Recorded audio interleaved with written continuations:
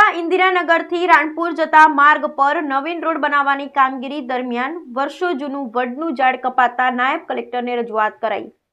ડીસા નગરપાલિકા દ્વારા ઇન્દિરાનગરથી રાણપુર જતા માર્ગ પર લોક ભાગીદારીથી નવીન રોડ બનાવવાની કામગીરી હાથ ધરવામાં આવી રહી છે, જેમાં પણ સોસાયટી બનાવતા બિલ્ડરને ફાયદો થાય તેવી વ્યવસ્થા પાલિકાના એન્જિનિયર સુરેશભાઈ જાદવ દ્વારા કરવામાં આવી રહી છે।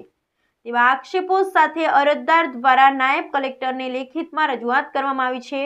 અત્યારે ચોમાસાની ઋતુ ચાલી રહી છે અને વરસાદી માહોલ જામ્યો છે, ત્યારે પાલિકા દ્વારા ભર ચોમાસે નવીન રોડ બનાવવાની કામગીરી હાથ ધરવામાં આવી છે।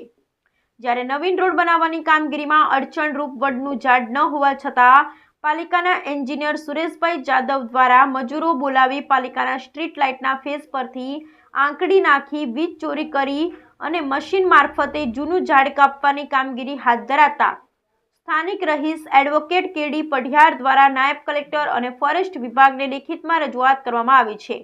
અરજદાર એડવોકેટ કેડી પઢિયાર દ્વારા જણાવાયું હતું કે પાલિકા દ્વારા જે વડનું ઝાડ કાપવામાં આવી રહ્યું છે તે વર્ષો જૂનું ઝાડ છે અને કોઈને અડચણરૂપ પણ નથી, માત્ર બિલ્ડરને ખુશ કરવા માટે જૂનું વડનું ઝાડ કાપવામાં આવી રહ્યું છે।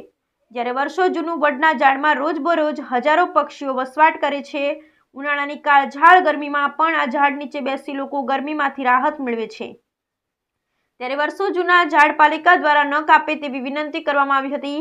સાથે એક તરફ ગુજરાત સરકારનું પર્યાવરણ બચાવ અભિયાન સાર્થક કરવા માટે ઠેર ઠેર વૃક્ષારોપણ કરવામાં આવે છે, તો બીજી તરફ પાલિકાના અધિકારીઓ ખુદ જૂના વૃક્ષો કાપી કામગીરી કરે તે કેટલું યોગ્ય કહેવાય।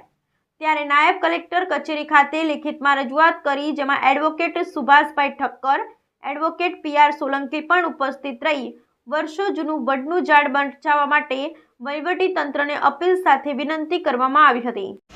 ઇન્દિરાનગરથી રાણપુર જવાના રસ્તા ઉપર વર્ષો જૂનો વિશાળકાય વડલો વેલો છે, જે વડલો નગરપાલિકા દ્વારા રોડ બનાવવાના બહાના તળે કાપી નાખવાનું 2 દિવસથી કામગીરી ચાલે છે।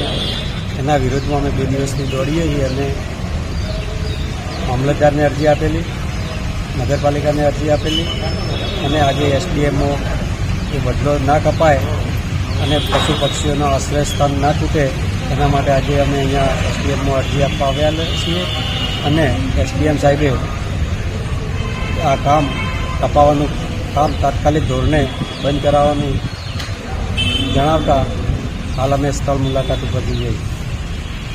શું નામ આપણું?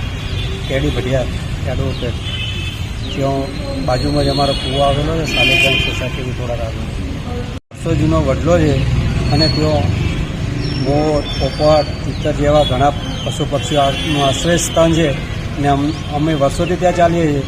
અમને આ વડલો ક્યારેય નડ્યો નથી, પણ હાલ કોઈ બિલ્ડરોને નડતો હોય તો બિલ્ડરોના ઇશારા ઉપર આ કામગીરી ચાલતી હોય એ રજૂઆત કરવા અમે આજરોજ અહીંયા આવેલા છીએ। આ વડલો ના કપાય એવી અમારી આશા અપેક્ષા।